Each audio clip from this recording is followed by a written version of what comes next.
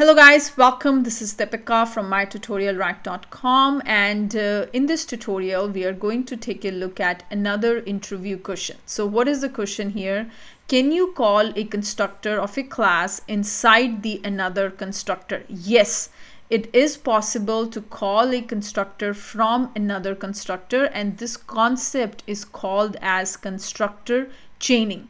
So if you remember in the earliest tutorials, we talked about this keyword called this. So if you have to call another constructor from a particular constructor itself, then you are going to use this keyword. And if you have to call a constructor from the parent class, then you can use the keyword called super. But remember, this and super has to be the first line.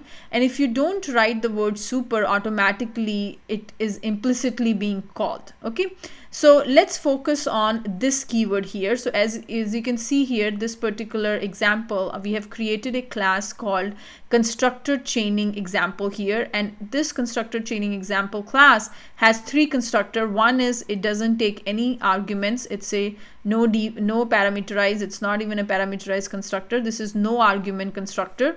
And then this is your another constructor that you're calling, which takes in a single parameter. And then you have is the third constructor, which takes in two parameters. Now from this constructor, if you have to call this constructor, then you have to use the keyword this, and you are passing in one parameter here, which is acceptable by this. So 5 is equals x is equals to 5 here. Once you enter this particular constructor number 2, you see the first line as this, which calls another constructor, and this takes in two parameters, 5 and 15. So the 5 will go over here, and then 15 is going to go over here, and then inside of this you are printing the value of x multiplied by y, and then you have a main method. Okay, so now let's see what should be the output of this program. So first thing is, you can see here inside of the main we are creating an object of this particular class, and which kind of constructor we are invoking? We are invoking this no argument constructor, which is this one. But the moment the control comes here, the first line it encounters is this. So then what will happen is the execution go from here all the way over here. Then this is going to get called integer x, and then from here the first line it encounters is this. So the execution comes from here, it moves over to this one, and then here what will happen is system.out.println. So first what will get printed? 5 multiplied by 15, 75 will get printed on the screen. Then the execution goes back to this method, and then system.out.println x. What is the value of x here? The value of x is 5.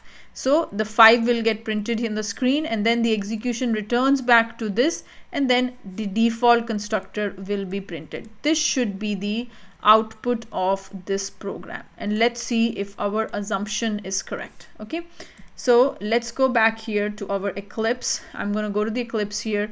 As you can see here, the same exact example I've done. This is your no argument constructor. Then you have a constructor which takes in one parameter, and this is what the constructor that takes in two parameters. And then here you are calling your no argument constructor by creating the object of this class. Okay, so what will get printed on the screen? First 75 will get printed. Let's change this. Let's change this to 3. So what will get printed? 45 will get printed, then 5 will get printed, and then you have the default constructor will get printed. So run as Java application. You can see here in the output of the program, first 45, then 5, and then the default constructor. So this is called as constructor chaining. If you have to call the constructor from another constructor, all you have to use is the keyword this, and if that constructor is taking any arguments, you have to pass those arguments in that this call. So what will happen is this should be the first statement. If I have moved this at the bottom of system.out.println, this is going to be the one going to give me an issue, and it will tell you that constructor call must be the first statement in a constructor. So I have to make sure that this is the first statement in any constructor. Same goes for super as well as for this also. I hope this example was crystal clear. You understand what constructor chaining is, and I'm going to see you in the next video with another interview question. So stay tuned for that. Thank you very much and have a wonderful rest of the day.